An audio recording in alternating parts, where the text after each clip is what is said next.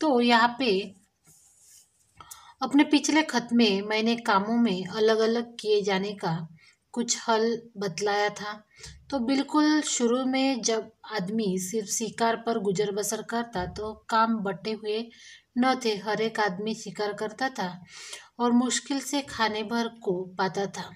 सबसे पहले मर्दों और औरतों के बीच में काम बांटना शुरू हो हुआ होगा और मर्द शिकार करता होगा और औरत घर में रहकर बच्चों और पालतू जानवरों की निगरानी करती होगी। तो जब आदमियों ने खेती करना सीखा तो बहुत सी नई नई बातें निकली। पहली बात तो यह थी कि काम कई हिस्सों में बंट गए और कुछ लोग जो है वो शिकार खेलते और कुछ खेती करते और हल चलाते। जो जो दिन गुजरते गए आदमियों ने नए नए पेशे सीखे और उनमें पक्के हो गए। तो खेती करने का दूसरा अच्छा नतीजा यह हुआ कि गांव और कस्बे बने और इसमें आबाद होने लगे। खेती के पहले लोग इधर उधर घूमते फिरते थे और शिकार करते थे और उनके लिए एक जगह रहना जरूरी नहीं था। शिकार हर एक जगह मिल जाता था और इसके सिवा उन्हें गायों बकरियों और अपने दूसरे जानवरों की वजह से इधर उधर घूमना पड़ता था। तो इन जानवरों के चराने के लिए चरगाह की भी जरूरत थी। तो एक जगह कुछ दिनों तक चरने के बाद जमीन में जानवरों के लिए काफी घास पैदा नहीं होती थी और सारी जाति को दूसरी जगह जाना पड़ता था। तो इस तरह से पंडित जवाहरलाल नेहरू जो है वो अपने बेटी को इंदिरा को खत लिखते हैं और किस तरह से यानी आदिम अवस्था थी और आगे बढ़कर खेती में उसका परिवर्तन कैसे हुआ, ये सब बातें वो लोग मीन्स वो क्या करते थे अपने मीन्स अपने बेटी को बता रहे थे खत के द्वारा। तो फिर उन्होंने कहा कि जब लोगों को खेती करना आ गया तो उनका जमीन के पास रहना भी जरूरी हो गया। जब उन्होंने खेती चालू की करना तो उनको जमीन के पास रहना पड़ा। फिर जमीन को जोत बोकर वे छोड़ नहीं सकते थे, यानी जमीन को वो जोतते थे। उनको क्या करते थे मीन्स उसकी जो मशागत बोलेंगे हम वो करते थे, तो उसको करके वो छोड़ नहीं सकते थे। उन्हें साल भर तक लगातार खेती का काम लगा ही रहता था और इस तरह गांव और शहर बन गए थे। लगातार वो खेती करते रहते थे, खेती को छोड़ के वो कभी जा नहीं सकते थे और इस तरह से फिर उनको वही रहना पड़ा। फिर इस तरह से गांव बन गए, कस्बे बन गए, फिर बड़े शहर भी बन गए। फिर क्या हुआ कि दूसरी बड़ी बात जो बोलेंगे हम जो खेती से पैदा हुई वह यह थी कि आदमी की जिंदगी ज़्यादा आराम से कटने लगी।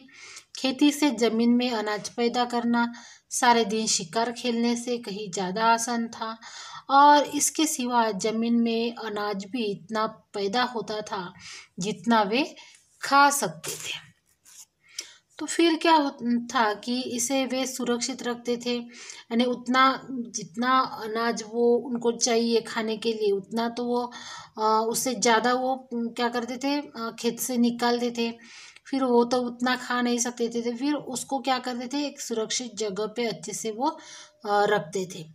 और एक और मजे की बात सुनो, जब आदमी निपट शिकारी था तो वह कुछ जमा न कर सकता था या कर भी सकता तो बहुत कम किसी तरह पेट भर लेता।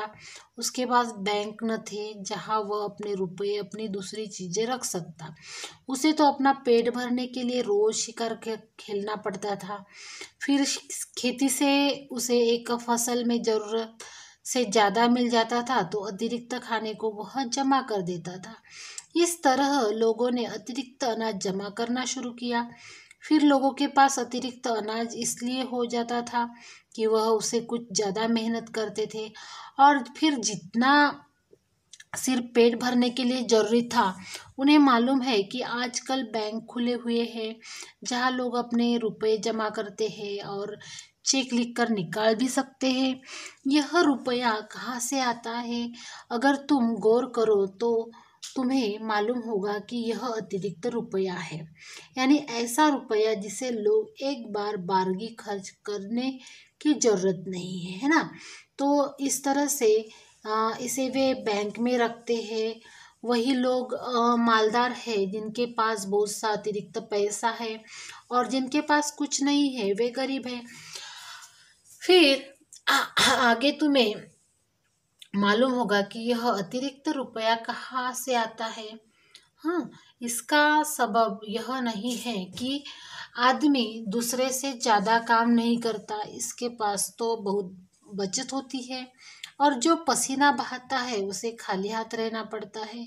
इतना बुरा इंतजाम है। बहुत से लोग समझते हैं कि इसी बुरे इंतजाम के कारण दुनिया में आजकल इतने गरीब आदमी हैं। अभी शायद तुम यह बात समझ न सको, इसीलिए इसके सिर न खपाओ, थोड़े दिनों में तुम इसे समझने लगोगी। यानी पंडित नेहरू जी जो है वो इंदिरा को कहते हैं कि देखो क्या हो रहा है कि गरीब लोग गरीब ही रह रहे हैं, बड़े हो रहे हैं।